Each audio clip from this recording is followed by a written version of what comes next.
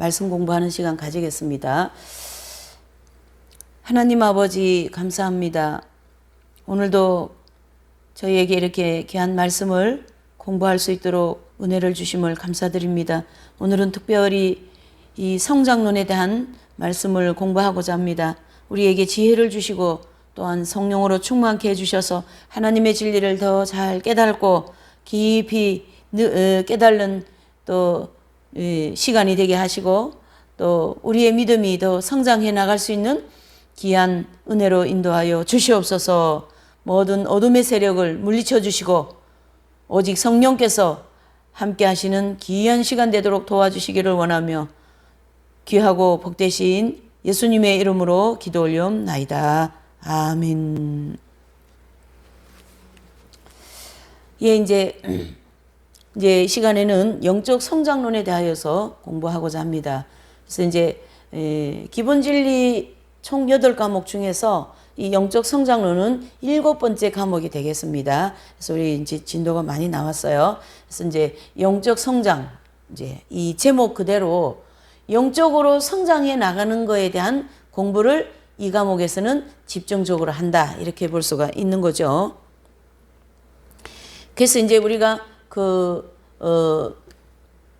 두 번째 과목이라고 하는 교회 시대 이인자들, 그 과목을 통하여서 세상과 마귀와 거칠고 사나운 환경과 싸워서 이기는 삶을 살아야 된다. 그래서 그 이기는 삶을 살 때에 우리의 마음과 행실이 정결케 되고 사실은 영적으로 성장을 하게 되는 거거든요. 그래서 그 성장이 다 되고 나면은 거룩해졌다라는 그 의미에서 흰 옷을 입혀주신다고 하셨고 또한 예수님의 생명을 주어 먹게 하리라. 그러한 이제 말씀을 공부했어요.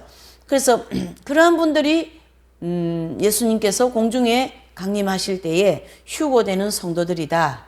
또한 처음 익은 열매다. 이렇게 볼 수가 있고 그렇게 되기까지는 반드시 성장을 해야 된다. 즉 이 성장 과정이 있다라는 것이죠. 성장 과정이. 또 이 성장 과정은요 반드시 어떤 체험적인 그러한 사실을 바탕을 하고 있다라는 거죠. 그래서 체험적인 사실을 바탕으로 하고 있기 때문에 더 믿음직하고 더 확실하다 이렇게 볼 수가 있습니다. 그래서 사실은 이제 이 성경 안에 있는 모든 사도 바울 서신이라든가 또 공동 서신이라든가 또 이런 사복음서를 기록한 그런 모든 이제 사복음서 기자들 그런 이제 제자들을 보면 그 기록한 내용들은 다 그 체험을 바탕으로 해서 기록한 내용이에요. 그래서 어떤 지식적인 거, 뭐 또 어떤 책을 정리하여서 그런 것으로 정리한 게 아니죠. 그래서 예수님을 만나고 예수님을 따라다니면서 영적으로 체험한 그러한 것을 이제 기록한 것처럼 이 성장론은 이렇게 체험적인 사실을 바탕으로 하고 있다라는 겁니다. 그래서 또 이 성장론이 또 중요한 것 중에 하나가 뭐냐면요. 요 모용적 진리를 굉장히 중요하게 여긴다라는 거예요. 모용적인 진리. 바로 이 모용적인 진리는 뭐냐면 이스라엘 백성들이 애굽에서 노예 생활을 400년을 하고 모세의 인도를 받으면서 어디입니까? 애굽에서 이제 탈출을 하잖아요. 그거를 출애굽이다 그러죠. 그래서 그 출애굽을 하고 난 이후에 바로 가나안 땅이라고 하는 그 천국을 상징하는 가나안 땅에 들어간 것이 아니고 이 광야에서 40년 동안 그 시간을 보내면서 바로 군대의 추격, 아말렉 군대와의 싸움, 또 아모리, 바산 이 연합 군대들과의 이 강력한 전쟁과 같은 싸움을 치르면서 어떻게 해요? 가나안 땅을 향하여 간 거거든요. 와 같이 이 광야에서 이스라엘 백성들이 싸운 이 모든 그 이방 군대들 내지는 이방 왕들, 이방 그 이제 나라들은 다 뭡니까? 광야에서 우리 성도들을 하나님께서 영적으로 성장시키기 위하여서 허락하신 어둠의 세력 내지는 마귀를 상징한다. 이렇게 볼 수가 있는 거죠. 네. 그럼 그 반대로 이스라엘 백성들을 인도한 지도자는 누굽니까? 바로 모세죠. 그래서 그 모세는 이스라엘 백성들을 인도하는 지도자인 것처럼 우리 성도들을 이 광야에서 영적인 광야이죠. 이 영적인 광야에서 인도하시는 성령님의 모형이다. 이렇게 볼 수가 있는 거죠. 또 가나안 땅 들어가서 인도한 지도자는 누굽니까? 여호수아이잖아요. 그 여호수아 또한 성령님의 모형이다. 이렇게 볼 수가 있어요. 그래서 이제 이런 것을 이제 체계적으로 하나하나 공부하겠지만, 이렇게 이 성장론은 이스라엘 왕국 발달 과정 중심으로 이렇게 모형적인 진리를 굉장히 중요하게 여긴다라는 거죠. 그래서 이스라엘 그 역사 500년의 역사를 중심으로 우리 모든 성도들을 영적으로 성장시켜 나가시는 하나님의 섭리를 이러한 차트를 통하여 볼 수가 있다는 얘기죠. 그래서 제가 영적으로 지금 상태가 어떤가 하고 이제 만약에 생각을 했다면, 이 이스라엘 백성들이 광야, 즉 애굽에서 나와서 예루살렘 성전을 완성할 때까지 내용을 쭉 보면요, 아, 내가 영적으로 지금 어디까지 와 있고 또 앞으로 어떻게 가야 되겠다라는 것을 알 수가 있다라는 거죠. 그래서 이 모형적 진리는 굉장히 중요한 진리입니다. 이 성장론 공부하는데요.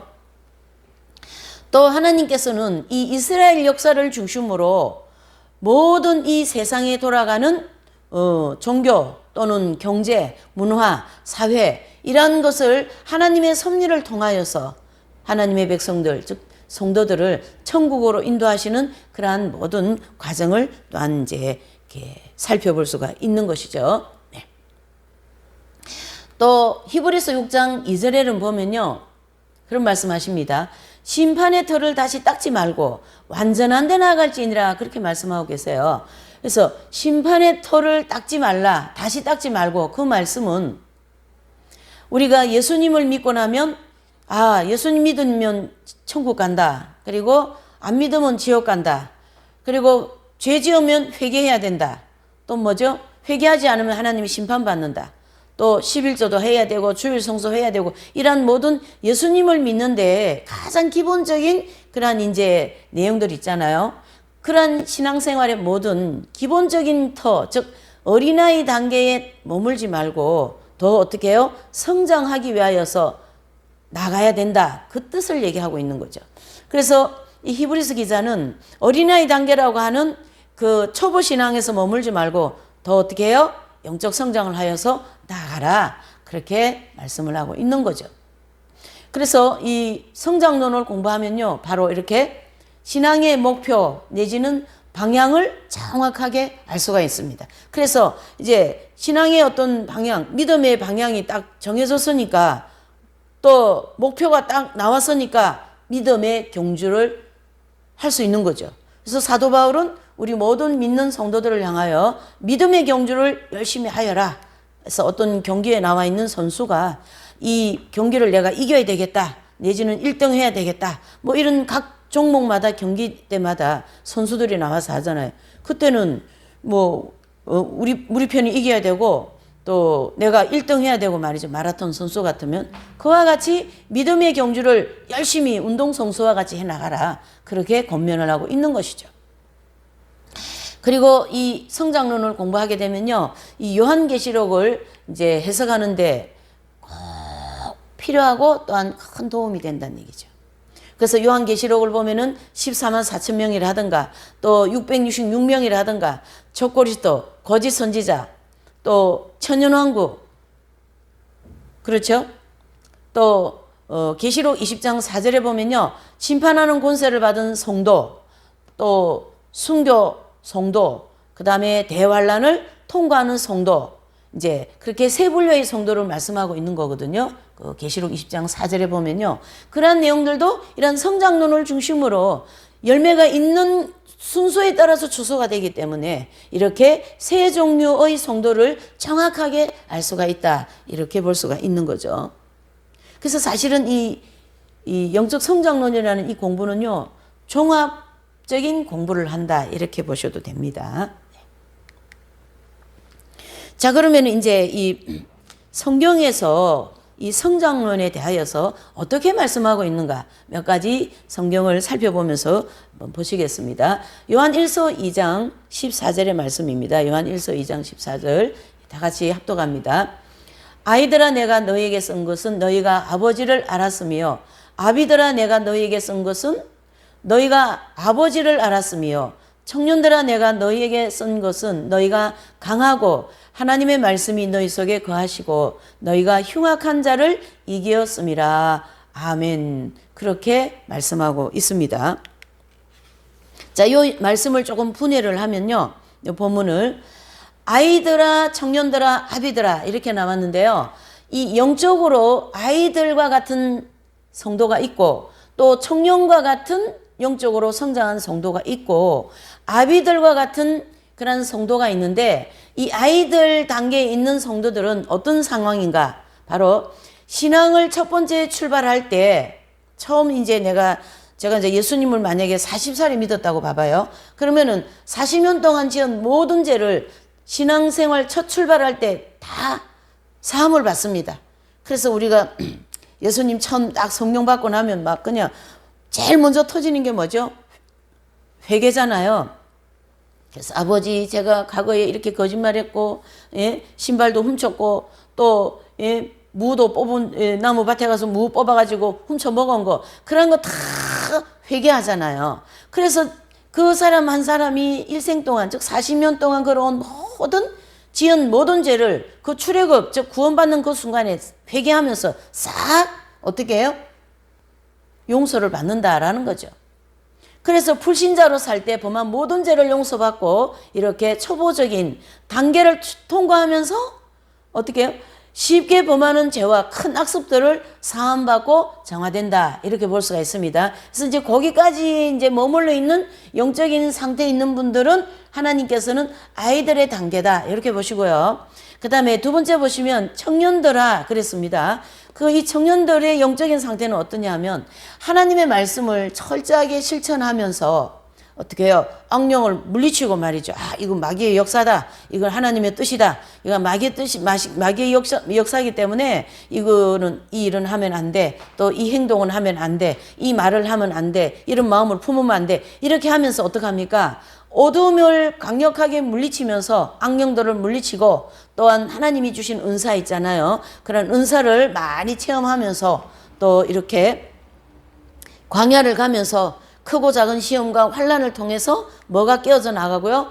자아가 깨어져 나가면서 내적으로 내적인 영적 성장을 해 나간다는 얘기죠. 그래서 우리가 보면 이 성장이 두 가지가 있어요. 표면적인 성장과 내면적인 성장이 있는데 표면적인 성장은 이 아이들의 단계에서 어느 정도 하나님이 하십니다. 이제 차근차근 공부할 거예요.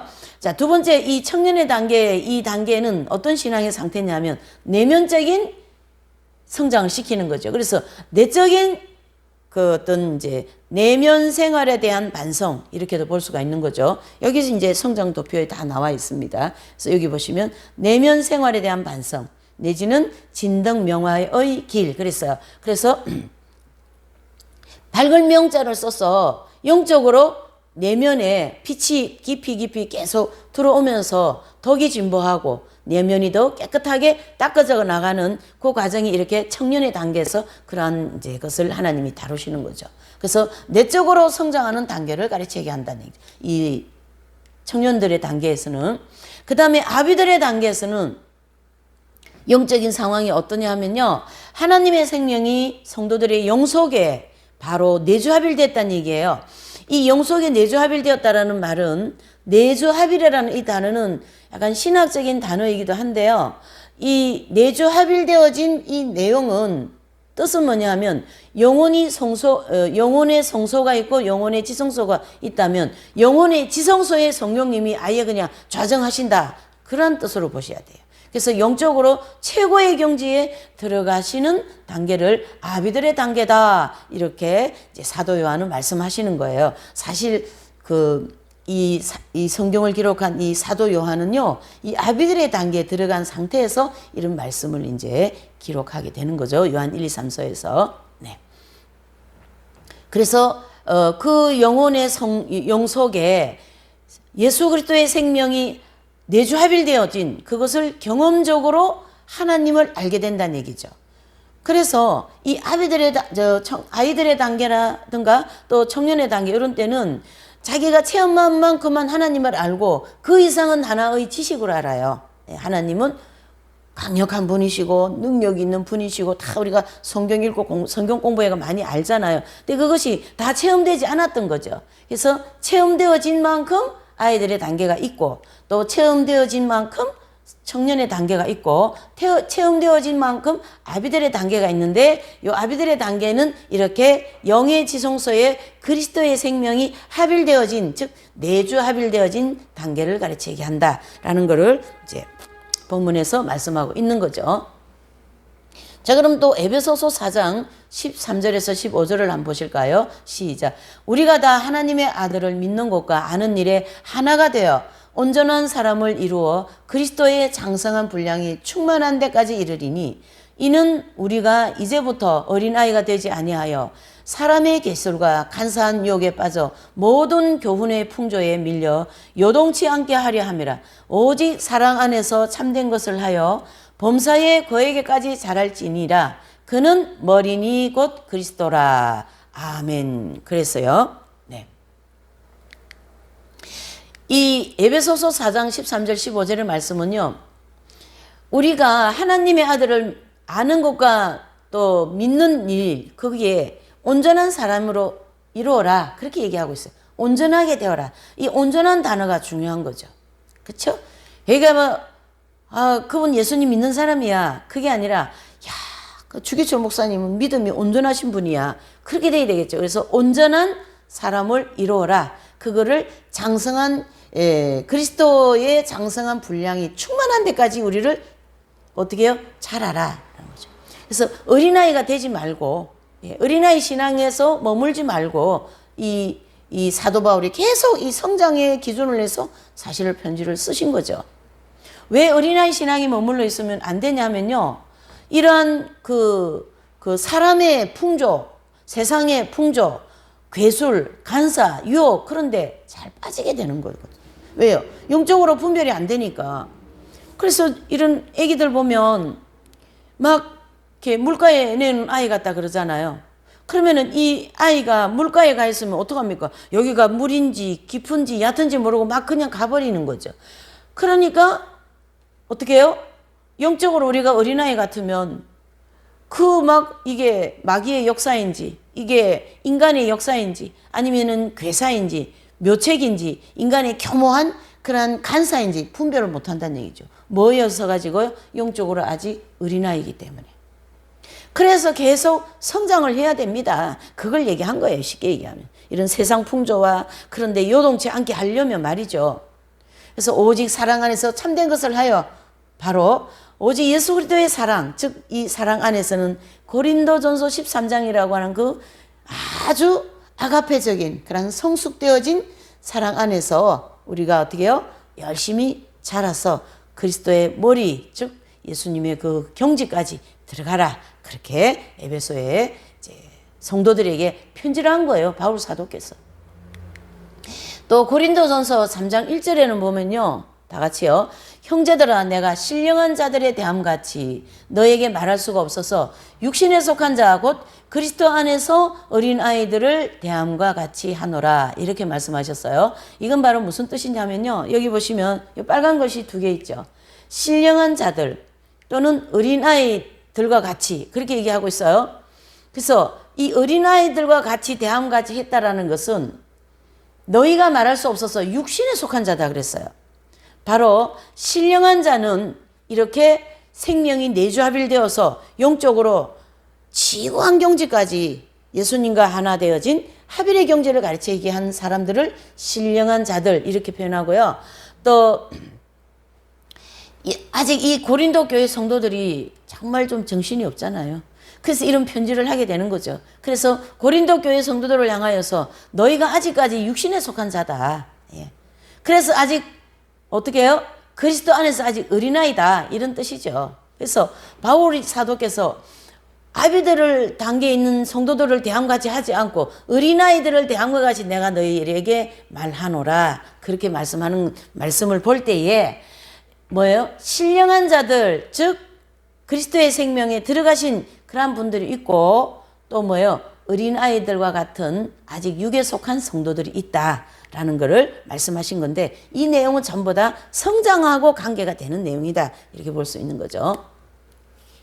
또 히브리서 5장 13절에서 14절에 보시면 대저젖을 먹는 자마다 어린아이니 의의 말씀을 경험하지 못한 자요 단단한 식물은 장성한 자의 것이니 저희는 지각을 사용함으로 연단을 받아 선악을 분별하는 자들이니라. 아멘. 그래서 여기에도 저절 먹는 자는 어린아이들이 저절 먹잖아요. 그렇죠? 그러니까 이 단단한 식물을 먹으면 안 돼요. 왜 그렇습니까? 아직 어린 애기니까. 와 같이 하나님의 말씀을 어떻게 해요?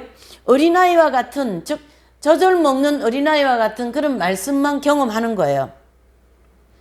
그래서 장성한 자가 아직 못 되었다.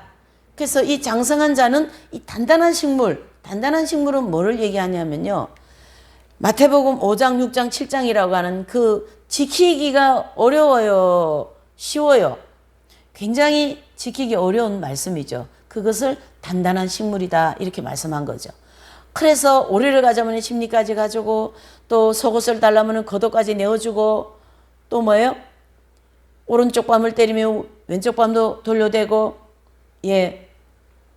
오른손이 하는 일이 왼손이 모르게 하고 기도할 때 골방에 들어가서 하고 베풀 때 어떻게 해요? 자랑하지 말라. 그것이 산상수훈의 모든 핵심적인 말씀인데 이 장성한 자는 그 단단한 식물과 같은 말씀을 지킨다라는 거죠. 그래서 이 지키는데 가만히 감떨어져라 하면서 지킨 게 아니고요. 뭐 하면서요?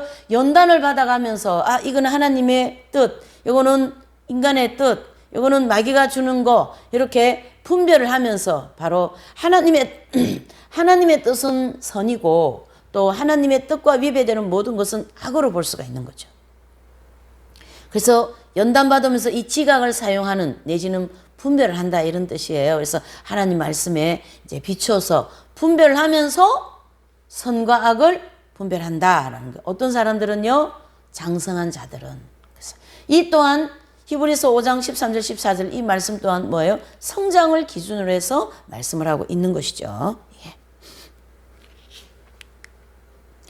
또 히브리서 6장 1절에서 2절에 보시면 그러므로 우리가 그리스도의 도의 초보를 버리고 죽은 행실을 회개함과 하나님께 대한 신앙과 세례들과 안수와 죽은 자의 부활과 영원한 심판에 관한 교훈을 다시 닦지 말고 완전한 데 나아갈지니라. 아멘. 그랬습니다.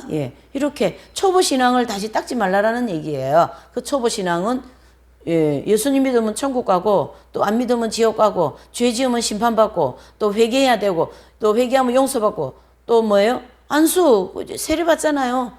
우리가 이제 예수님 처음 믿고 이제 초보 성경 공부 끝나고 나면 이제 이렇게 안수 받잖아요. 세례 받잖아요. 그러한 것들을 다 얘기하는 거예요, 지금.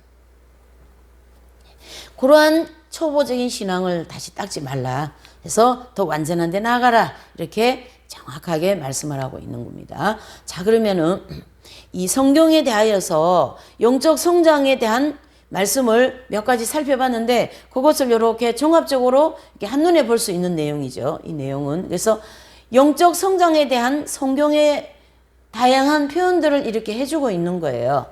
그래서 표현은 다르지만 뜻은 같은 거죠. 그래서 어떻습니까? 여기 이제 신앙의 첫 출발을 아이들과 어린아이 그리스도의 초보 이렇게 표현하고 있다라는 거예요. 요한일서 2장 12절 14절, 에베소서 4장 13절에도 어린아이, 고린도전서 3장 1절에도 어린아이, 히브리서 5장 13절 14절에도 어린아이, 또 히브리서 6장 1절에서 2절은 그리스도의 초보 이렇게 말씀합니다. 이걸 다 초보적인 신앙을 가르치게 하고 그 다음에 청년들이라는 단어를 좀 더 구체적으로 해주고 있죠. 이 요한 사도께서는 요한일서 2장 12절 14절 했어요. 그래서 이 청년들은 말 그대로 청년 단계까지 성장한 것을 가르치게 하는 거죠. 그리고 요 위에 있는 것은 아비들아 아니면 온전한 사람, 신령한 자, 장성한 자, 완전한 자 그러한 단어를 지금 쓰고 있는데요. 다 이 위에 있는 요 단어들은 다 무슨 뜻이에요? 이긴 자 내지는 그리스도의 생명이 합일되어진 자 예, 신령한 자, 그러한 분들이라고 볼 수가 있는 거죠. 그러한 경지다, 이렇게 보시면 되겠죠. 그래서 이제 이게 더 많이 있어요. 성장에 대한 내용이 성경에는 생각보다 굉장히 많이 있는데요. 다 못하잖아요. 이 시간 저기가 되니까. 그래서 이렇게 성경에는 우리를 영적으로 성장하기를 계속 촉구하고 있다는 얘기죠. 지금 있는 단계에서 머물지 말고 계속 성장을 향하여, 목표를 향하여 달려가세요 하고 성경에 많이 기록하고 있다, 이렇게 볼 수가 있는 거예요. 네. 자, 그러면 이제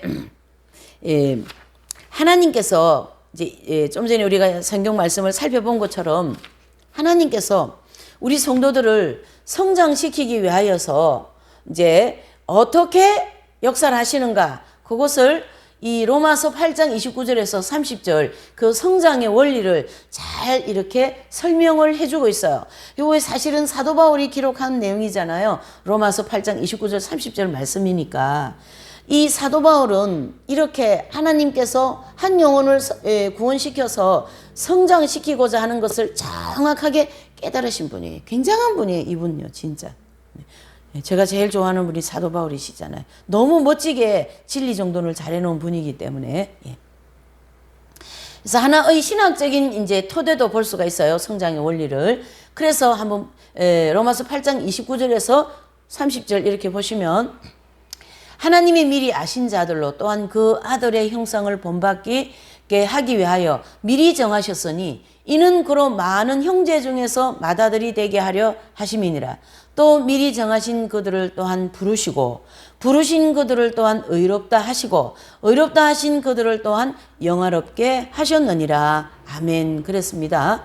그래서 하나님께서 우리를 성장시키실 때 그 원리를 보시면 이렇게 부르시고 의롭다 하시고 영화롭게 하신다, 이렇게 말씀하고 있는 거죠. 그래서 이 부르심은 좀 전에 말씀한 것처럼 초기 신앙일 것이고, 또 의롭다 하시고 이것은 바로 무슨 뜻입니까?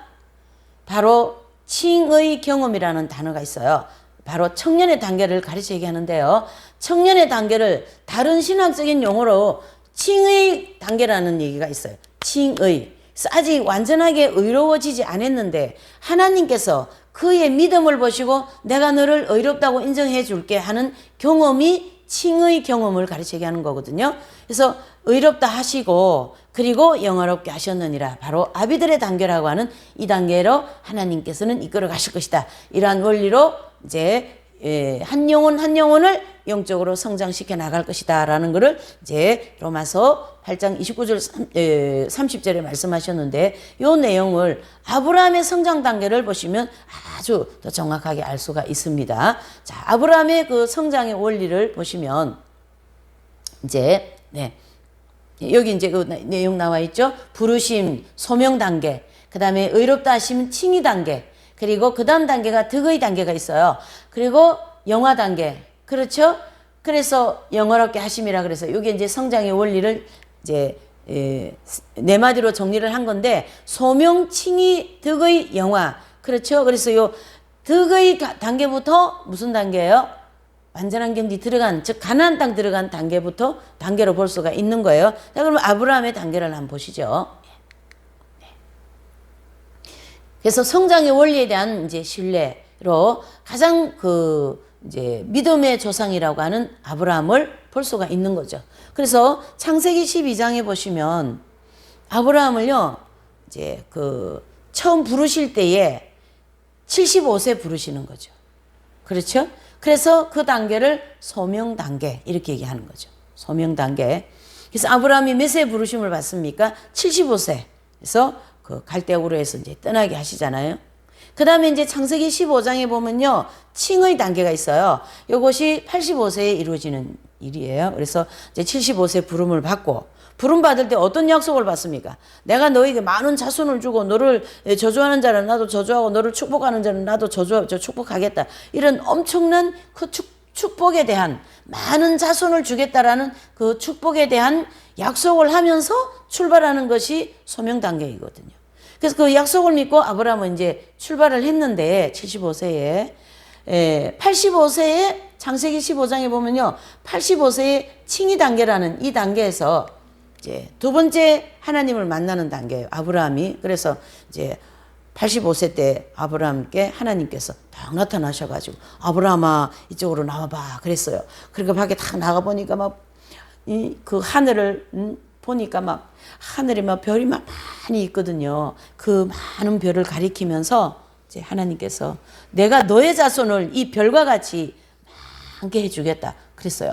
근데 사실은 그 말씀하실 때 아브라함에게 자식이 없었어요. 그러니까 10년 동안 자식 주신다고 해서 출발했는데 10년 동안 자식이 없는 상황에서 정말 눈 빠지게 기다린 거죠. 근데 이제 하나님이 짠하고 나타나셨잖아요. 그럼 이제 자식을 이제 주시겠죠? 그런데 아직까지 그때 자식이 없는 상황인데 별과 같이 자식이 한 명도 없는데 하늘에 별과 같이 자식을 주겠다라는 거예요. 그게 쉽게 믿어질까요, 여러분? 네. 잘 들으셔야 돼요. 그런데 성경에는 하나님께서 그렇게 말씀하실 때 아브라함이 믿더라 그랬습니다.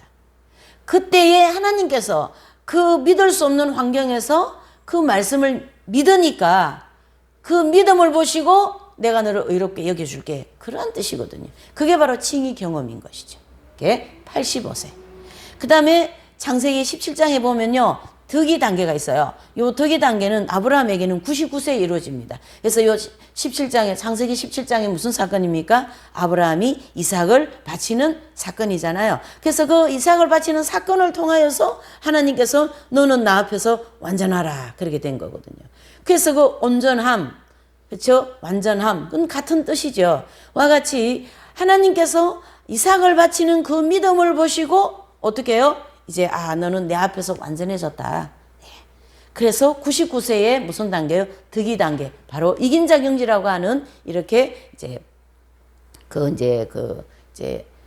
요단강 할례산을 통과하여서 이스라엘 백성들이 가나안 땅 들어가는 사건을 가르치게 한 거거든요. 이 득이 단계가. 이 단계는 무슨 얘기냐 하면 이스라엘 백성들이 광야 40년의 여정을 다 마치고 그리고 이제 여호수아서 5장 9절에 보면요.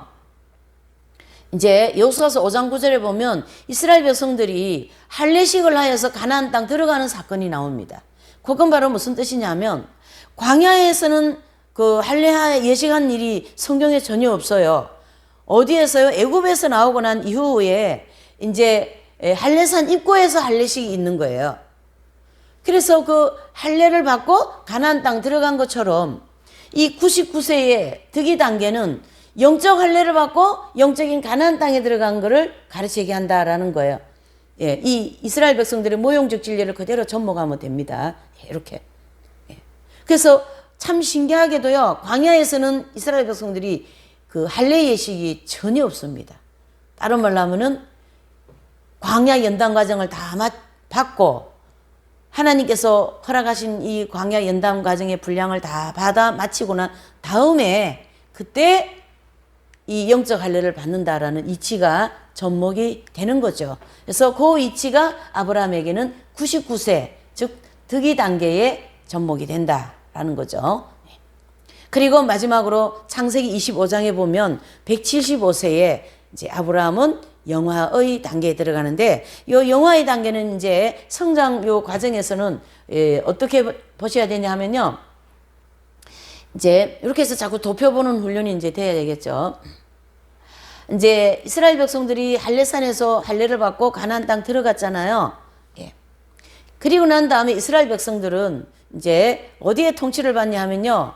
이제 사사들의 통치를 받는 거예요. 크게 보시면. 그래서 사사들의 통치를 받으면서 이제 가고, 그 다음에 두 번째로는 왕들이 통치하는 왕권 통치 시대에 들어갑니다. 이스라엘 백성들이 가나안 땅 들어가고 난 이후에 통치를 보시면요. 와 같이 이 175세 영화 단계는 바로 어떤 단계냐 하면 왕권 통치 시대를 끝나고 예루살렘 성을 완성하는 그 단계까지 들어간 거예요. 그래서 그 영화 단계라고 하는 최고의 경지로 이제 들어가게 하시는 그런 내용을 볼 수가 있는 거죠. 그게 바로 아브라함에게는 175세에 그 일이 이루어지고 창세기 25장에 내용이 쭉 기록되어져 있습니다. 이렇게 해서 아브라함의 성장 원리를 중심으로, 아브라함은 믿음의 조상이잖아요.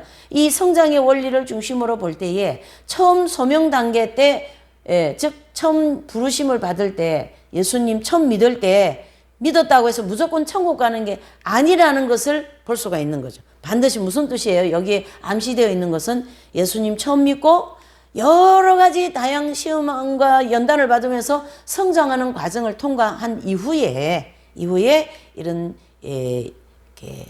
그 득의 단계 또 영화 단계에 들어갈 수 있다. 즉 가나안 광야 연단 과정을 통과하고 난 이후에 할례산에서 할례 받고 가나안 땅 들어간 이치가 딱 접목이 되는 거죠. 이렇게.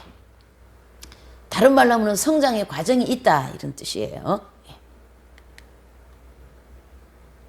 그래서 이 구약 이스라엘 백성들에게 나타난 이 모형적인 진리를 굉장히 중요하게 여긴다 이렇게 보셔야 되겠죠. 그래서 이 모형적인 진리에 보시면 가나안 땅은 어디입니까? 바로 천국을 상징하는 것이고요. 또 애굽 땅은 어디예요? 애굽 땅은 이 세상을 가리키게 하는 거거든요. 그래서 불신과 죄악 세상의 모형이에요. 애굽 땅은. 그 다음에 바로는 뭡니까? 바로는 사단, 마귀의 모형이죠. 사단, 마귀, 악령의 모형입니다. 또 이스라엘 백성들은요, 천국에 들어갈 성도들의 모형이에요. 그래서 저와 여러분들은 다 천국 들어갈 성도들이다라는 거죠. 바로 영적인 이스라엘 백성들이죠. 저와 여러분들이. 또 애굽 백성은 어디입니까? 즉 애굽 백성은 예수님을 믿지 않는 지옥에 들어갈 불신자들의 모형입니다. 불신자들의 모형. 그 다음에 이스라엘 백성들의 인도자들이 있잖아요. 인도자들. 모세, 여호수아, 또 이 사사들, 또 왕들, 사울 왕, 다윗 왕, 또 솔로몬 왕 이런 왕들 이제 이러한 모든 그 이스라엘 그 백성들의 지도자들은 성령님의 모형입니다.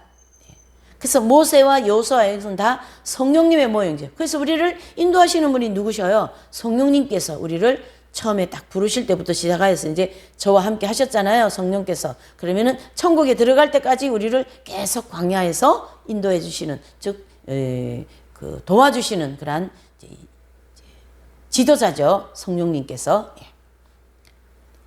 또 출애굽은 뭐예요? 출애굽은 구원받은 모든 성도들의 경험에 대한 모형이죠. 그래서 우리가 그 이스라엘 백성들을 보면요. 출애굽을 할 때 그냥 무턱대고 나갑니까? 아니죠. 네. 10가지 마지막 장자 재앙을 통하여서 어떻게 해요? 이제 애굽의 모든 장자들이 이제 죽게 생겼습니다. 뭐 누구든지 간에. 그런데 문 인방에 피를 발라라 그랬잖아요. 짐승을 잡아서 문 인방에 피를 발라라. 그러면은 그 집안에 있는 피를 발라진 그 집안에 있는 모든 사람은 애굽인이든지 뭐 이스라엘, 유대, 히브리인들인 누구든지 간에 그 피로 인하여서 죽음의 사자가 그냥 넘어갈 것이다. 그래서 유월절이라 그러잖아요. 넘을유해서 유월절. 그렇죠? 그러니까 그 출애굽은 우리 성도들에게 뭐죠? 예수 그리스도의 십자가를 통하여 구원받는 경험을 가르치게 한다라는 거죠. 또 광야는 무엇일까요? 바로 천국에 들어가기 위한 준비 과정이죠. 여기 광야 40년 과정. 출애굽부터 시작하여 가나안 땅 들어가기 즉 할례산에서 할례받기 직전까지 모든 과정을 광야다. 영적 광야다. 그래서 저와 여러분들 즉 천국 들어가기 위하여서 준비하는 모든 과정이다. 이렇게 볼 수가 있는 거죠.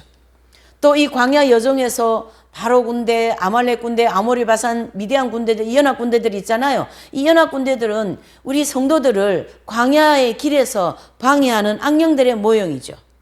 이스라엘 백성들은 가나안을 향하여 가는데 계속 침략하고 쳐들어오고 전쟁을 하고 다 악령들의 모형이다. 이렇게 볼 수가 있는 것입니다. 제가 이제 할례산을 여러 번 얘기했는데요. 여기 나오죠. 할례산. 이 할례산은 영혼의 할례 또는 성결 은총을 받는 장소에 대한 모형입니다. 광야 연단 과정을 다 마치고 나면 할례산에서 할례 받는 것처럼 여호수아서 5장 9절 말씀이죠. 우리 영혼도 우리 개인 성도들도 이렇게 영적 할례 또 성결 은총 다 같은 뜻이에요. 거기에 따르는 모형이다. 또 바로 군대의 추격은 뭘까요? 바로 성도들이 광야에서 받아야 되는 첫 번째 연단 과정에 대한 모형이에요. 여기 바로 군대의 추격. 이 모형적 진리가 굉장히 중요합니다. 그래서 이렇게 세부적으로 봐야 됩니다. 아, 내가 어떤 그 사건이 바로 군대의 추격이었구나라는 걸 딱 알 수 있는 거죠. 그래서 차트를 잘 아셔야 된다 이런 뜻이죠. 그리고 아모리, 바산, 미디안 군대들과의 싸움, 바로 이제 두 번째 아말렉 군대와의 싸움은 성도들이 광야에서 받아야 되는 두 번째 연단 과정에 대한 모형입니다. 또 아모리, 바산, 미디안 군대들과의 싸움은요, 성도들이 광야에서 받아야 되는 세 번째 연단 과정에 대한 모형, 마지막 연단 과정이죠. 엄청난 연단입니다. 이 연단은 사실은. 그러니까 이제 이런 내용을 하나하나 성장 과정을 중심으로 이제 하나하나 살펴보게 될 것입니다. 네. 그래서 이제 이렇게 모형적 진리 중심으로 성장 과정을 연구하는데요. 그 연구하는 방법은 총 6가지예요. 그래서 출애굽 전 과정, 그 다음에 후 과정, 출애굽기 1장에서 13장에 나오는 내용. 첫 번째는 이제 알아볼 것이고, 두 번째 알아볼 것은요, 바로 군대의 추격부터 또 신광야를 통과하기까지예요. 그 내용은 출애굽기 14장에서 16장까지 나오는 내용을 이제 두 번째로 살펴볼 것이고, 그 다음에 세 번째로는요, 르비딤 생수를 마심부터, 여기 르비딤 생수를 마심부터 가나안 정탐까지의 내용을 또 한번 묶어서 공부하게 될 거예요. 그래서 그것은 출애굽기 17장에서 민수기 13장에 나오는 내용입니다. 그 다음에 가나안 정탐 이후에부터 가데스 생수 경험할 때까지는 뭐예요? 민수기 14장에서 19장까지의 내용인데요. 여기 가나안 정탐부터 시작하여서 가데스 생수 체험을 여기까지죠. 여기 아주 중요한 과정입니다. 여기를 또 네 번째 단락으로 공부하게 될 것이고요. 다섯 번째 단락은 가데스 생수를 마실 때부터 가나안을 정복하고 분배받기까지, 민수기 20장에서 여호수아 19장까지 내용인데요. 바로 이렇게 가데스 생수 마실 때부터 여기부터 시작하여서 어디까지입니까? 가나안 정복까지, 여기 가나안 땅 들어갈 때까지입니다. 굉장히 이제 영적으로 많이 성장되어진 상황이죠. 영적으로 많이 성장되어진 완전한 경제에 들어간 그 경지에까지 내용을 공부한다라는 거예요. 다섯 번째 단락은. 그다음에 마지막으로 여섯 번째 단락은 여호수아 별세 이후 예루살렘 성이 완성되기까지, 여호수아 별세 이후 여기. 그리고 이제 예루살렘 성이 여기죠. 솔로몬 왕이 예루살렘 성을 이제 완성할 때까지 영적으로 성장한다 그랬잖아요. 거기가 이제 최고 득의 영화 단계라 그랬죠. 그래서 이제 거기까지 하는 공부 여섯 번째 단락입니다. 이렇게 해서 총 6단락을 나누어서 요 도표를 보시면 출애굽부터 시작하여서 쭉 저기 어디입니까? 예루살렘 성이 완성될 때까지의 내용을 이제 그 성장 단계마다 접목하면서 공부를 하게 될 것이고요. 또 이제 이 성장 도표를 조금 살펴보시면 여기 이제 철로역정이 있잖아요. 철로역정은 성경 다음으로 읽혀지는 제2의 성경을 쓰신 그 이제 저자 누굽니까? 존 버년이죠. 그 존 버년께서 이제 성장하는 그 철로 역정이잖아요. 천성을 향하여 가는 모든 과정을 이렇게 쭉 기록해 놓은 글이에요. 그래서 이것도 같이 접목해서 볼 것이고, 또 8단 진복이라고 볼 수가 있어요. 이 8단 진복은 이제 마태복음 5장에 보면 이제 하나님께서 예수님께서 8단계의 영적인 단계를 통하여서 이렇게 영적으로 성장해 나가면 복이 있다. 그 뜻이거든요. 그래서 어디까지입니까?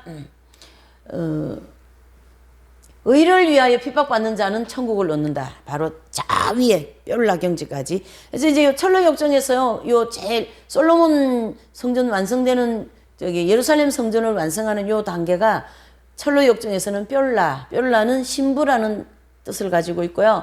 또 8단 진복에서는 천국을 얻음 그렇게 얘기하셨고, 또 로마서 8장에서는 이제 영화 단계 이렇게 얘기했어요.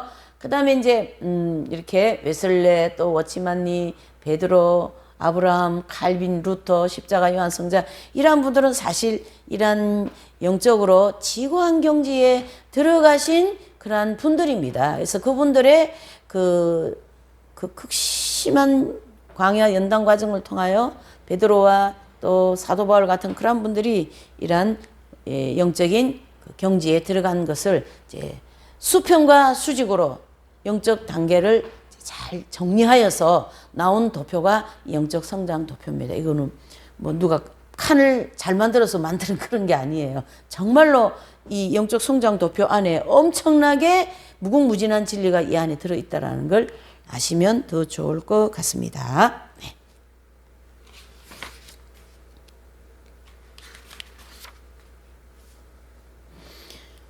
자, 이제 그러면은요, 이제 이 첫 번째로 출애굽 전후 과정을 한번 보실까요? 출애굽 전후 과정, 이제 출애굽 1장에서 13장까지 나오는 내용입니다. 그래서 출애굽 1장에서 13장까지 나오는 내용은 무슨 내용이냐면요. 이제 이스라엘 백성들이 애굽에서 무슨 생활했습니까? 노예 생활을 했잖아요. 그래서 막 그 노예를 이제 하는 과정에서 너무 노예 생활이 힘들고 고통스러우니까 이스라엘 백성들이 우리 너무 힘들어요 하면서 이제 막 이렇게 부르짖고 소리를 질렀어요. 그 신앙이 있어서 소리 지른 건 아니겠죠. 너무 힘든 과정에서 힘들기 때문에 소리를 지른 것이 뭐냐? 바로 우리 조상 아브라함이라는 하나님, 또 이삭의 하나님, 그 조상의 하나님 우리 좀 살려달라 그랬던 거죠. 아이고 하나님 아버지 맙소사와 같이 너무 고통스러우니까 노예 생활이. 그렇게 막 이제 그 바로의 그런 어떤 이제 탄압을 받고 있는 과정에서 어떻게 해요? 막 바로가 막 그냥 이스라엘 백성들을 많이 이제 노역을 더 심하게 시킨 거죠. 노예로서. 그렇게 이제 할 때에 하나님께서는 무엇을 준비하셨냐면 무슨 일을 하셨냐 하면요. 바로 모세를 보내기 위한 준비를 하신 거예요. 그래서 이스라엘 백성들이 노예 생활을 하면서 너무너무 고통스러운 그러한 고통 속에 있는 백성들을 살려주시기 위하여서 뭘 준비하셨어요? 모세를 준비하신 거죠. 그래서 이스라엘 백성들이 바로의 탄압으로 극심한 고통을 받고 있던 그 백성들에게 모세가 나타나 하나님의 말씀을 전달해 주게 그렇게 하시기 위한 준비하신 과정이죠. 이것은요, 마귀의 탄압으로, 즉, 여러 가지 마귀의 그런 어떤 이제 시험으로, 불행을 당하고 있는 사람들이 성령의 감동으로 복음 진리를 듣고 은혜를 체험하게 되는 것에 대한 모형적 진리라는 거죠. 그래서 우리가 이 세상에 살 때 막 사업도 안 되고 여러 가지 고통스러운 일들이 많잖아요. 그럴 때 어떡합니까? 아이고 하나님 살아계신다면 나 좀 살려주시오. 뭐 이렇게. 그러니까 예수님 안 믿는 사람도요. 너무 힘들고 고통스럽고 막 그러면은요. 어떻게 돼요? 하나님 누구십니까? 뭐 이렇게 되는 거죠. 하나님 계셔요? 이렇게 되는 거죠. 하나님을 찾게 돼 있어요. 존재 자체가 하나님 손에서 나왔기 때문에.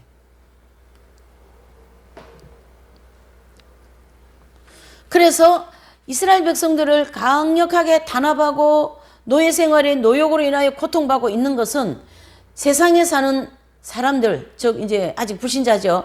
사람들이 고통 속에서 사업도 망하고 자식도 병들고 내 자신도 병들고 막 그냥 살 길이 사면초가 막막한 그런 때에 하나님 맙소사 하고 마음이 어떻게 해요? 가난해져 인친다라는 거죠. 그때 모세가 나타나가지고 어떻게 되죠? 모세는 성령님의 모형이잖아요. 그러니까 이제 우리 어머니 같은 경우에는요, 이 경우에는 어떻게 했냐면, 이제 절을 놓고 산으로 풍이 왔어요. 그래서 산으로 풍이 와가지고, 그냥 그 산모가, 제가 이제 추운 때 태어났거든요. 그러니까 산모가 그냥 그 방에 말이죠. 그 겨울에 방에 불을 엄청나게 떼고, 거기다가 이불을 막 이런 섬이불을 몇 개나 갖다 덮고 해도 온몸에서 뭐가 나요? 바람이 나는 그럼 이제 산후풍이 온 거예요. 그게 우리 어머니는 바로 탄압이었죠. 바로 추격하고 탄압하고 틀립니다. 이 탄압은 예수님을 믿게 하기 위한 준비 과정이다라는 얘기죠. 그래서 백방으로 침 맞고 찜질하고 뭐 별별 병원 약을 다 써도 안 낫는 거죠. 그런데 옆집에 웬 이제 아주머니께서 오셔가지고 아유 새댁이가 그렇게 아기를 놓고 산모가 아프면 어떡합니까? 교회를 나가서 기도를 해보라. 그렇게 전도를 받게 되는 거예요. 그러니까 지금 우리 어머니 같은 경우에는 이게 지금 이런 이 풍이라는 병이 무섭잖아요. 그게 와가지고 꼼짝도 못하고 들어누워 있으니까 이 젊은 아기를 낳은 엄마가 그러니까 누구 말이라도 조금 뭐 하나라도 들으면 그게 기가 솔깃하게 되어 있죠. 왜요? 지푸라기라도 잡아야 되는 상황이니까. 그래서 그 전도하는 그 옆집 아주머니 말이 귀에 솔깃이 들어온 거예요. 솔깃이 들어와서 어디에 나가고자 하는 마음이 생길까요? 교회 가면은 이 병이 낫는다라는 그 말을 들을 때 마음이 어떻게 해요? 교회를 가봐야 되겠다라는 마음이 생긴다는 얘기예요. 바로 이 얘기는 무슨 얘기냐면 지금 막 산으로 풍이 와가지고 고통 속에 있을 때 어떤 분이 와가지고 교회 가서 기도하면 낫습니다. 그 말을 할 때 마음에 열리고 그 말이 들리고 교회를 나가봐야 되겠다. 이런 마음을 품게 해주시는 분이 성령님이시라고요. 그래서 모세께서 오셔서 이스라엘 백성들에게 말씀을 하잖아요. 저기 우리 광야에 가서 하나님께 예배드리자 이런 말 하잖아요. 그럴 때 너무 고통스러우니까 이제 어떻게 해요? 그 말이 귀에 들어온다라는 거죠. 그래서 이제 모세가 나타날 때는 전도를 받는 사람의 심령 가운데 확실한 성령의 감동으로 나타나는 경험을 가르치게 한 거예요. 그래서 우리 어머니에게 교회 가서 기도하면 낫습니다 하라는 그 말이 들어올 때 교회 가면 낫게 해주겠다. 그런 마음이 생긴다는 얘기죠. 그건 누가 그런 마음을 주신다는 얘기예요? 성령님께서 그런 마음이 생기도록 은혜를 베푸신다. 그런 뜻이죠. 이렇게 성령의 역사가 시작되면서부터 성도들은 출애굽할 준비가 되었다. 이렇게 보면 됩니다. 그리고 이스라엘 백성들이 이제 그래도 이 바로가 안 놔주잖아요. 그렇죠? 쉽게 안 놔주죠. 그래가지고 10가지의 재앙이 계속 떨어지죠. 이재앙, 파리재앙, 흑암재앙, 또 바다가 또 뭐죠? 피되는 재앙, 막 지금 낮인데요. 끔끔한 거예요, 막. 온 집안에 개구리 재앙 이런 거 말이죠. 그런 재앙을 하면서 계속 이 바로가 이 히브리인들을 안 놔주니까 하나님께서 이제 마지막 재앙이 뭡니까? 장자재앙이죠. 그래서 그 장자재앙을 통하여서 애굽의 전역에 장자를 내가 이제 죽이겠다.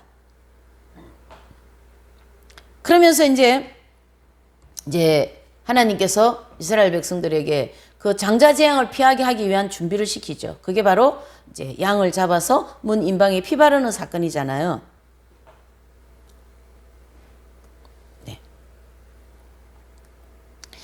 그러한 사건을 통하여 이스라엘 백성들이 이제 죽음의 사자를 면한 것처럼 성령님께서 은밀하게 역사하시는 가운데 그 성도들은 출애굽할 수 있도록 그 바로의 사단의 노예로서 이제 어떻게 해요? 풀려날 수 있도록 그렇게 역사하신다 이런 뜻이죠.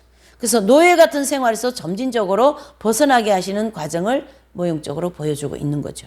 아마 이 과정은 지금 이 얘기 들을 때 다 경험을 하신 분들입니다. 이 경험이 안 된 분들은 구원을 받지 못한 분들이니까요. 자, 이 과정에서 이 10가지 재앙이라는 이 재앙은 이 구원받는 이 성도에게 실제로 어떻게 나타날까요? 바로 교회를 가자니까 가기는 가야 되겠고, 정말 나를 낫게 해줄까? 또 교회 가면 나의 이 문제가 해결될까? 또 내 기도, 내 마음에 이런 고통스러운 일들이 해결될까? 이런 의심도 많이 생기고요. 또 주일날 교회 가야 되잖아요. 교회는 평일에 가는 게 아니잖아요. 주일날 교회 가야 되는데 주일날 낚시도 가야 되지, 등산도 가야 되지, 여러 가지 모임도 다녀야 되는, 그렇게 일요일날 그렇게 해야 할 일들을 못하게 되는 거죠. 하면요? 교회 가면요. 그런 것 때문에 또 많은 고민을 하게 됩니다. 염려를 많이 하죠. 망설이게 되죠. 또 가족 친척이 막 그냥 우리 집에는 종교가 두 개 되면 안 된다. 어머니는 뭐 할머니는 불교. 그런데 이제 아들이 또 교회 나가면 되겠습니까? 그런 거에 대한 갈등. 예. 또 술, 담배, 낚시, 등산, 스포츠, 자기가 즐기던 그런 기호식품, 또 뭐죠, 즐기던 그런 어떤 여러 가지 그런 이제 세상적인 거 있잖아요. 그런 것을 주일날 교회 가기 때문에 못하게 되는 거죠. 또 정욕적인 이런 관계들, 또 이익, 쾌락, 그런 것들을 다 끊어야 되는 문제 때문에 많은 고민을 하게 됩니다. 사람들은요. 교회 가기 직전에 이런 일이 생긴다는 얘기죠. 그게 바로 10대 기적재앙에 해당된다. 이래 보면 되는 거죠.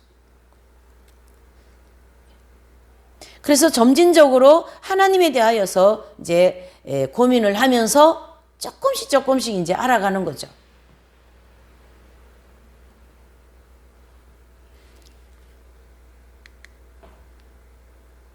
그러면서 어떡합니까?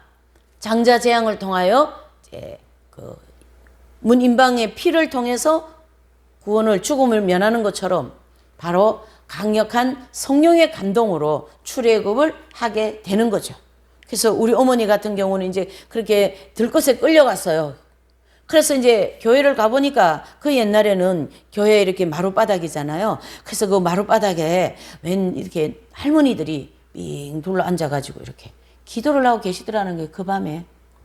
우리 어머니를 그 동그란 그 앉으신 지금으로 하면 권사님들이죠. 그래서 거기 눕혀놓고 그 권사님들이 막 밤새도록 기도를 하시더라는 거예요. 우리 어머니는 아무것도 모르니까 그때는. 그래서 나 좀 나사주이소 이렇게 하면서 기도했다라는 얘기죠. 왜? 이 병이 지금 나아야 되니까. 그럴 때 성령께서 강력하게 역사하셔서 출애굽할 수 있도록 역사를 하신 거죠. 그래서 일주일을 기도하시고 이렇게 들것에 진짜 이렇게 해서 들어가셨어요. 근데 어떻게 해요? 걸어서 나오신 거예요. 일주일 동안 기도받고. 그런 체험이 있는 거죠. 그래서 성령의 강력한 감동으로 출애굽을 할 수 있도록 하나님께서 이렇게 10가지의 재앙을 통하여 인도하신다. 이렇게 보시면 되는 거죠. 네. 그래서 이 출애굽은 반드시 어린 양 예수님의 피로, 즉 십자가로 어떻게 해요? 출애굽을 할 수 있도록 하나님께서 역사하시는 거죠. 그래서 그 출애굽하는 그 순간에는 성령의 감동이 크게 막 일어나 가지고요. 예배 드릴 때 아니면은 설교 들을 때, 설교를 목사님이 하시는데 다 나한테만 하는 얘기예요. 어쩌면 구구절절히 내 인생을 살아온 거에 대한 거를 그 목사님이 나 잘 알지도 못하는데 그렇게 그날 설교가 말이죠. 내 그런 모든 인생을 설교를 통하여 쫙 얘기를 들어보니까 눈물이 안 날 수가 없죠. 그래가지고 눈물이 줄줄 흐르는 거죠. 그 설교를 듣고 있는데. 그러니 누가 그 속에서 역사하고 계세요? 성령께서 내가 너를 위하여 십자가에 죽었다. 이런 것도 깨달아지고 말이죠. 의심이 생긴 것도 싹 의심이 없어지기도 하고요. 아니면은 기도원이나 부흥회나 또 이런 소그룹 공부라든가 사경회라든가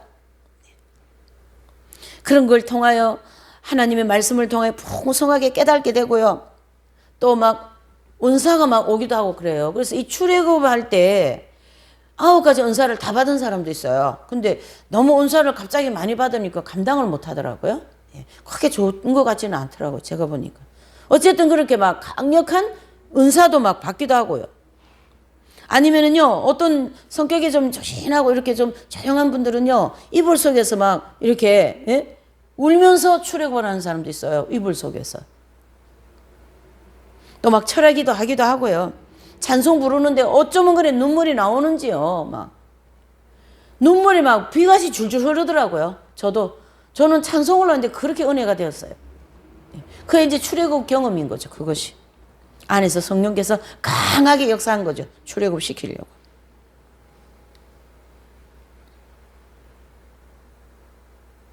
이렇게 성령의 강력한 감동을 받고 벅찬 은혜를 체험하면서 성령의 뜨거운 불체험 아니면은 병도 낫기도 하고요. 귀신이 쫓겨나기도 하고요. 출애굽할 때 말이죠.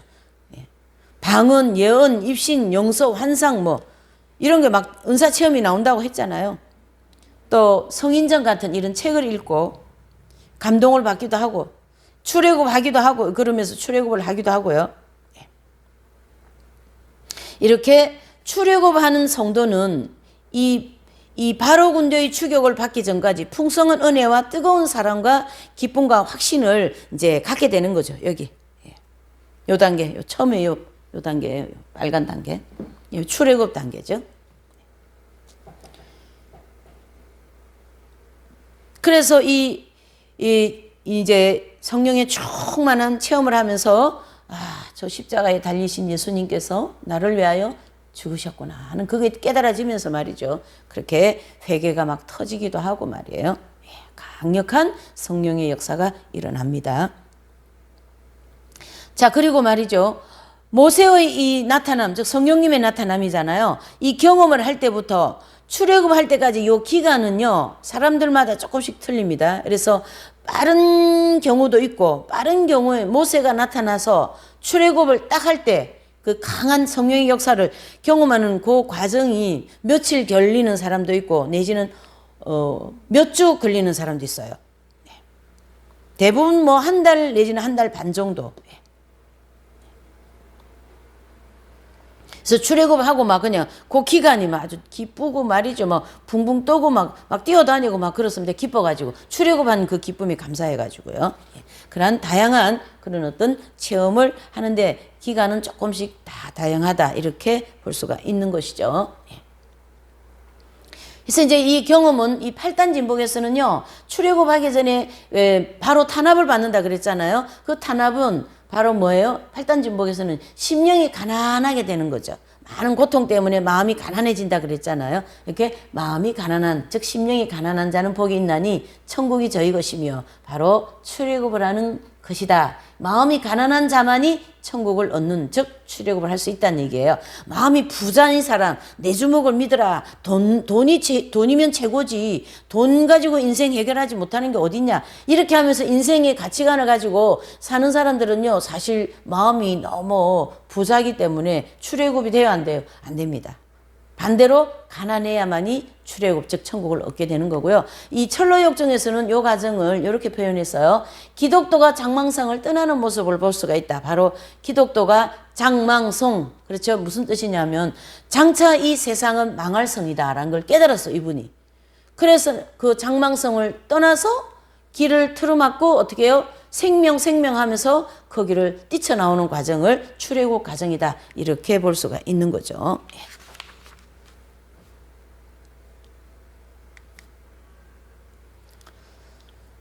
자, 그럼 이렇게 출애굽한 성도들이 두 번째로는요, 이제 이스라엘 백성들이 이제 모세의 인도를 받아서 광야로 나왔잖아요.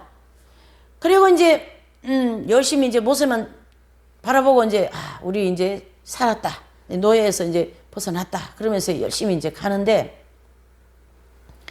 갑자기 뭐 뒤에서 뭔 소리가 나는데 보니까 막 그냥 막 바로가 말이죠. 600성이라는 특수부대, 그 600성 부대 아주 전차를 막 해가지고 그렇게 막 바로가 막 쫓아오거든요. 막 이 광야의 먼지, 모래바닥 먼지를 일으켜가면서 이 이스라엘 백성들이 혼비백산해가지고 저 바로가 우리를 쫓아온다. 바로 군대들이 그렇게 하면서 막 모세를 막 원망하고 뭐 이 매장지가 없어서 우리를 이 모래바닥에 와서 매장지를 하려고 하냐 그러면서 온갖 불평과 원망을 하면서 엄청난 뭐예요?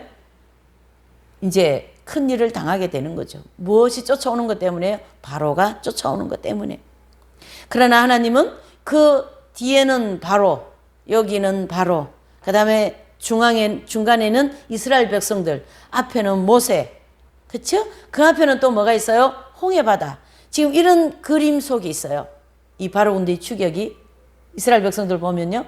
그래서 막 이스라엘 백성들은 저 바로에게 잡혀서 다시 노예로 가면 이제 큰일 나거든요. 더 많은 노역을 해야 되기 때문에. 그래서 노예가 갔다가 잡혀오면 더 큰 고통을 받거든요. 그걸 아는 거죠. 그러니까 막 이제 막 불평을 하는 거죠. 우리 이제 큰일 났다고. 그런데 하나님께서는 이 바로 군대가 계속 추격해 오지만은 밤에는 뭐예요? 밤에는 구름 기둥으로, 낮에는 이제 밤에는 불기둥으로, 낮에는 구름기둥으로 이 백성을 머리털 하나도 다치지 않게 지키고 계시더라는 거예요. 뒤에는 계속 바로 군대가 쫓아오지만, 예, 그 불안함 속에 있습니다. 이스라엘 백성들. 그래서 하나님께서 이 불기둥과 구름기둥으로 이스라엘 바로 군대를 막아주시면서 이스라엘 백성들을 해치지 못하게 하셨다는 얘기죠. 그리고 계속 바로 군대가 추격해 오는 가운데 모세의 인도를 받으면서 큰 피해를 당하지 않고 어떻게 해요? 홍해를 가르게 되는 거죠. 그래서 홍해를 통과하잖아요. 그래서 그 상황을 이렇게 보시면 바로 군대가 무섭게 달려는 왔지만 이스라엘 백성들은 머리털도 옷자락도 하나 상하지 않고 어떻게 해요? 그 홍해라고 하는 바다를 건너가 버렸어요.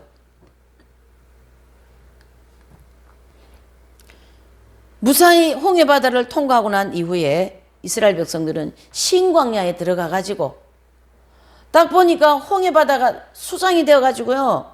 거기에 막 그렇게 달려오던 바로 군대가 거기다 수장되는 걸 눈으로 봤거든요. 실제로 목격했잖아요. 네. 그렇게 해서 이스라엘 백성들이 이제 신광야를 들어와서 배가 고프니까 만나를 주시고 고기를 먹고 싶으니까 메추라기도 주시고 물이 없으니까 물도 쓴물을 달게 해서 주시는 이제 그러한 하나님의 강력한 역사 속에서 시내산을 향하여 나가는 과정까지가 이스라엘 백성들이 어떻게 해요? 예. 바로 군대의 추격부터 신광야까지의 내용이거든요. 이게 이제 모형적 진리에서 실제 우리 성도들이 이대로 이제 예수님을 믿고 나니까 막 조금 이제 은혜 때문에 풍성하게 기쁘고 감사로 막 그냥 붕붕 떠서 다녔는데 조금 있으니까 누가 달려옵니까? 바로 군대가 쫓아온 것처럼 이제 막 시어머니가 이제 불러대는 거죠. 우리 집엔 종교가 2개 있으면 안 된다 그렇게 하시면서 말이죠. 예. 종교 뭐 시댁을 선택할래? 아니면은 교회를 선택할 거냐? 이렇게 하면서 막 시어머니에게 혼나고 또 말이죠. 새벽기도 가는 걸 남편한테 혼나고 수요 예배 가는 거 못 가게 만들고 말이죠. 주일날 교회 가려고 그러는데 남편이 또 뭐라 그래요? 부부 동반해가지고 또 어디를 가야 된다네. 직장에서 다 부부끼리 오는데 남은 안 가면 되겠냐. 그러면서 또 주일날 교회 가야 되는데 교회를 못 가고 또 그렇게 또 방해를 하네. 그게 전부 다 바로 군대의 추격에 해당되는 내용이다. 이렇게 볼 수가 있는 거죠. 그래서 바로 군대는 아까 뭐라 그랬어요? 마귀를 상징한다 그랬잖아요. 바로 마귀가 남편 배후에서, 시어머니 배후에서, 또 아이들 배후에서, 또 뭐 동료 배후에서 어떻게 해요? 오해가 생기게 만들고 누명도 쓰게 만들고 또 뭐예요? 갑자기 직장을 그만두고 막 사업을 시작한 거 이분은요. 이 실제 있었던 일입니다. 그러니까 갑자기 좋은 직장을 내려놓고 이제 퇴직금을 타가지고 사업을 했어요. 사업이 잘 될까요? 네, 안 되죠. 그래가지고 그 사업을 말이죠.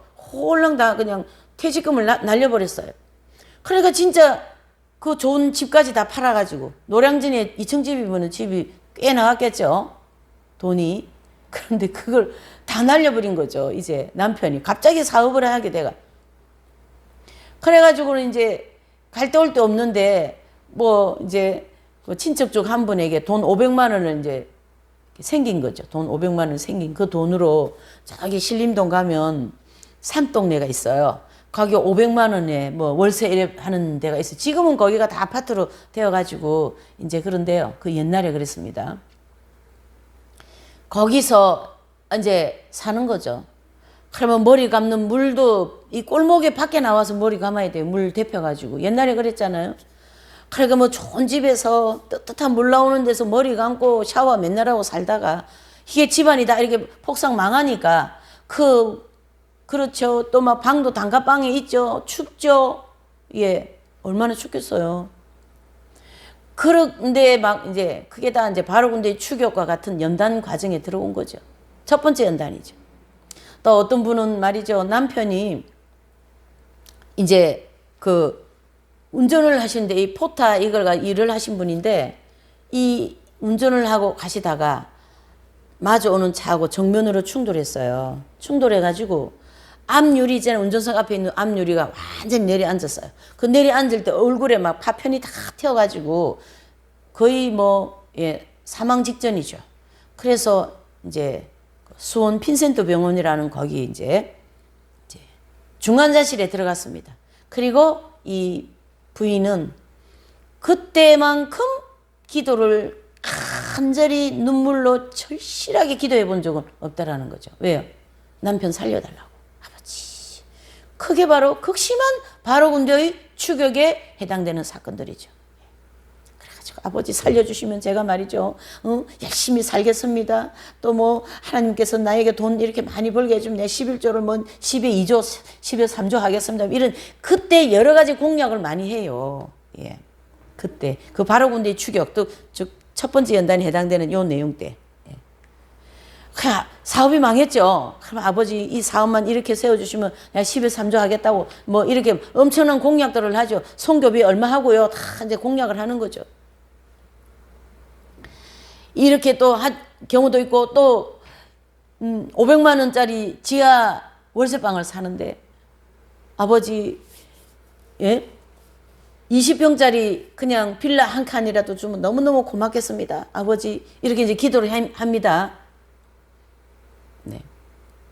그러면은 사실은 그렇게 이 바로군대의 추격이라고 하는 이 첫 번째 연단에 해당된 때 고통이 많잖아요. 사업망해 교통사고나 뭐 귀신 들려 별별 이야기가 다 있겠죠. 사건이 얼마나 많겠어요. 네. 뭐 암도 걸리고 중풍, 간질, 뭐 신경통, 피부병. 예. 피부병도 보통 연단이 아니에요, 여러분. 부채, 가정불화, 중상모함, 멸시천대, 물질적인 손해, 뭐 이런 게 다 이 바로군대의 추격, 즉 사단이 그 사람의 믿음, 즉 성도의 믿음을 뺏기 위해서 이런 여러 가지 시험이 일어나는데 하나님이 이제 그렇게 훈련을 시키기 위해서 역사를 하시는 거죠. 그런 이제 고통스럽고 막 그렇게 할 때에 이제 많은 공약을 하는 거죠.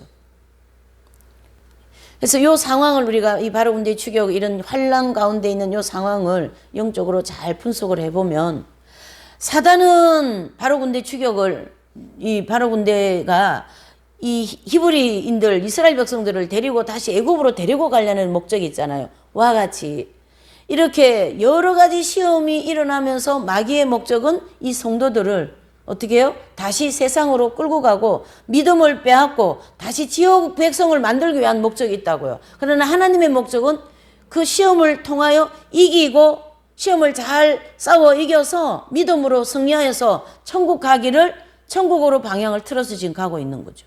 이렇게 천국과 지옥을 이제 우리를 천국으로 이끌어 가시기 위해서 하나님께서 이렇게 첫 번째 시험을 주신 거다. 그게 바로 바로군대의 추격이다. 이렇게 볼 수가 있는 거죠.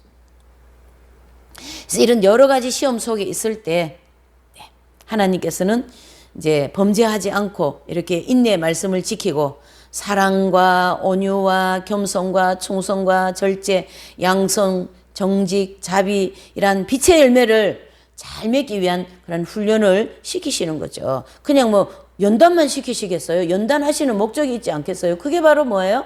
이렇게 성령의 열매를 맺기 위하여서 교회도 잘 다니고 충성하고 교회 봉사 열심히 하고 말이죠. 그렇게 하기 위하여서 연단을 주신 거죠.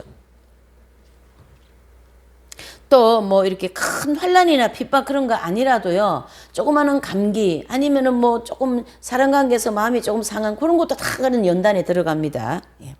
섭섭함 또 다툼 뭐 그런 거 있죠. 또 오해받고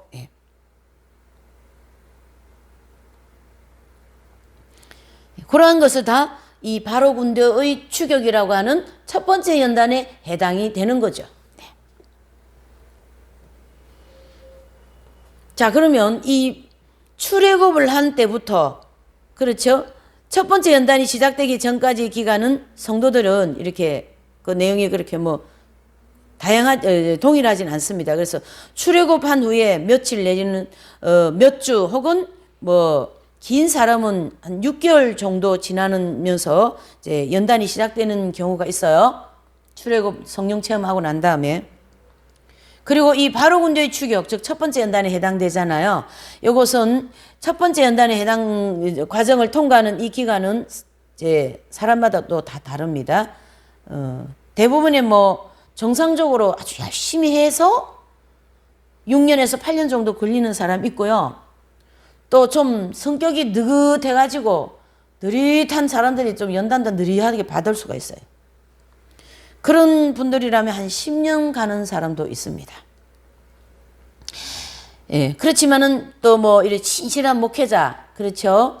또 그런 좀 사명이 있는 그런 사람들은 4년에서 5년 정도 이렇게 또 짧게 받는 사람이 있고요. 또 빠르게 성장시킬 필요가 있는 그러한 사람들은요, 1년에서 2년 정도 그렇게 이제 연단을 시키는 경우가 있어요. 그래서 한 성도를 하나님이 이끌어 가시는데 연단의 기간도 다 이렇게 그를 향한 뜻을 따라서, 하나님 뜻을 따라서 이렇게 다 기간이 다르다, 이렇게 볼 수가 있는 거죠.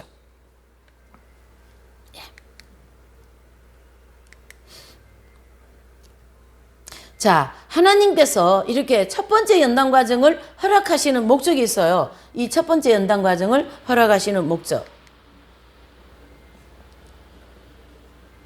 이 첫 번째 연단 과정을 허락하시는 이 목적은요, 성도들이 세상에 대한 집착하고 있는 것을 어떻게 해요?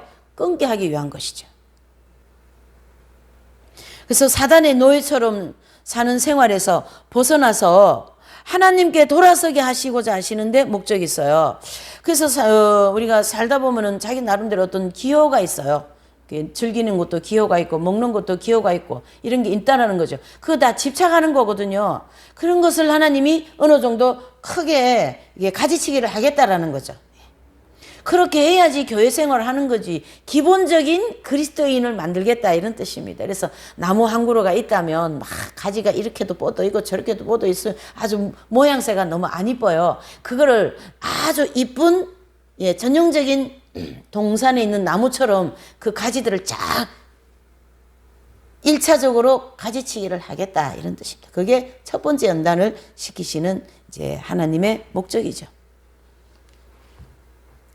그래서 이 과정을, 이 첫 번째 연단과 이 신광야 과정을 거비정화, 이렇게 말씀하고 있습니다. 여기 있죠. 거비정화. 요 거비정화는요, 이제 버릴 것과 또 그 모든 버릴 것을 버리면서 정화해 나간다라는 거죠. 그렇죠? 버릴 것과 옳지 못한 것, 그렇죠? 그런 것을 다 버리게 하고 끊게 하고 하는 그런 정화 단계를 가르치게 한다. 그래서 이 과정에서 자신의 죄, 곧 상습적으로 범하는 악한 행실들이 있어요. 이 죄도요, 상습적으로 범하는 죄가 있다고요. 그러한 죄들을 이 첫 번째 연단을 통하여 하나님이, 다른 말로 하면 버릇을 고쳐놓습니다. 하나님께서 버릇을 싹 고쳐놓는 거죠.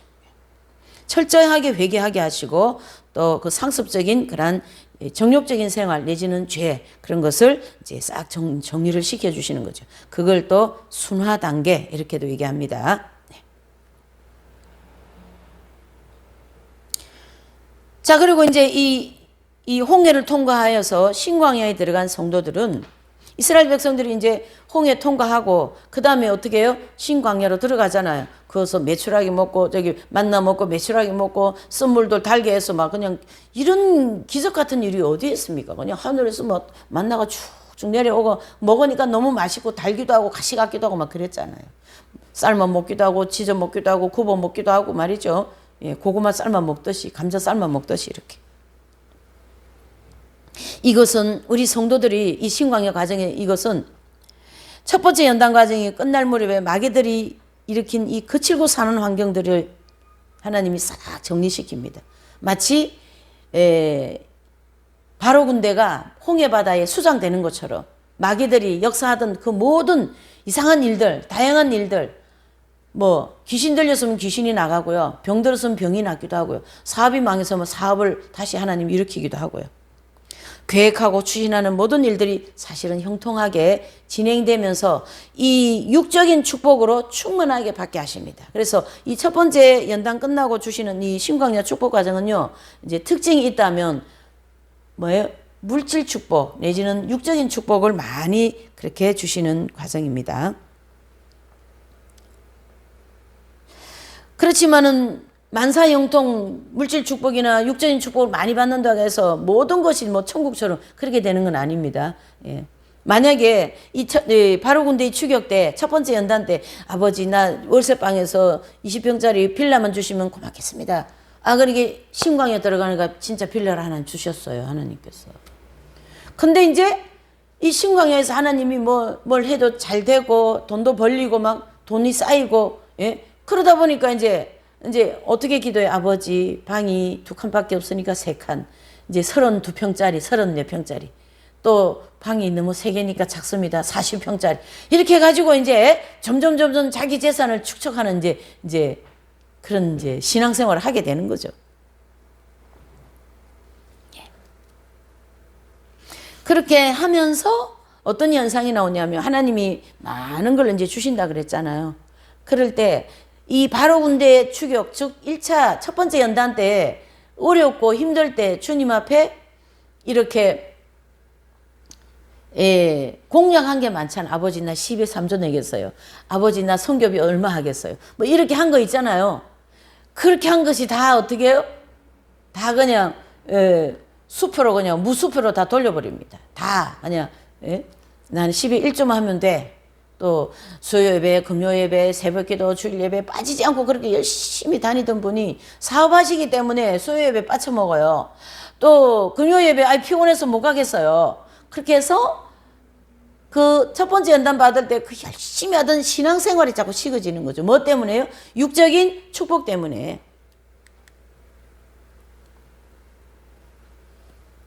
육적인 축복 때문에.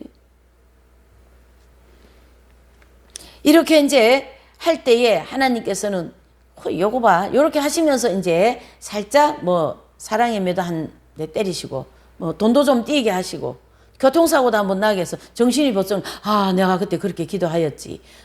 하나님께 이렇게 해주시면 내가 이렇게 하겠다고 했는데 그걸 약속을 이행을 하지 않았잖아요. 그게 생각나게 하시는 거죠. 11조 떼먹으면 11조 떼먹은 거 생각나게 하시는 거죠. 그래서 회개하고 다시 또 새롭게 되기도 하고 말이죠. 그렇게 엎치락 뒤치락 하면서 이 신광야의 신앙생활을 해나가는 과정입니다. 그래서 하나님께서 이 신광야 축복 과정을 허락하시는 이 목적은 육신이나 평안하고 또 하나님 주신 그런 것을 그냥 이 땅에서 영원한 누리라고 살라고 주신 게 아니라는 얘기죠. 다른 말로 하면 평탄한 가정에서도 그래 내가 많은 물질을 주고 너의 사업도 일으켜주고 너 건강도 회복해줬으니까 어떻게 하나 보자 하고 주님이 평탄한 과정이라고 하는 연단을 주신 거예요. 그래서 순경과 역경이 전체가 다 연단이다 이래 보시면 되는 거죠. 그래서 풍성할 때에 어떻게 하시는가 보시고 고통스러울 때 어떻게 하시는가 보시는 전체 사실은 엄밀하게 보면 다 그런 모든 것이 다 우리의 믿음을 성장시키기 위한 하나님의 연단 과정이다. 이렇게 볼 수가 있는 거죠.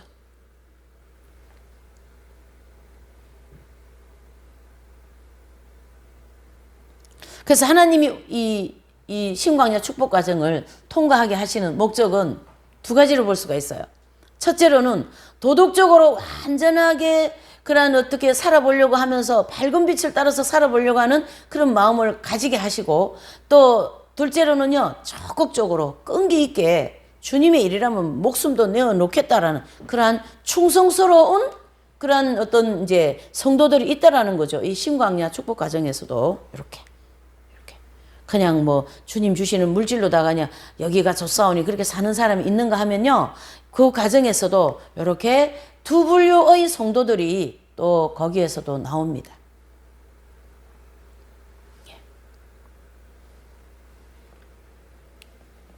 그리고 막 이 성인들의 발자취를 사모하면서 이 외형적인 어떤 축복보다도 내적인 축복을 더 이렇게 이제 사모하면서 말이죠. 뭐 산상수훈 말씀도 지켜보려고 막 나 그렇게 좀 살아보고 싶다 이런 마음도 있고 말이에요. 그러한 마음을 이제 생기게 하는 성도들이 이렇게 두 분류가 나온다 그런 뜻이 되는 거죠. 그럴 때 하나님께서는 그런 성도들에게 어떤 길을 이제 하나 열어주시는 거죠.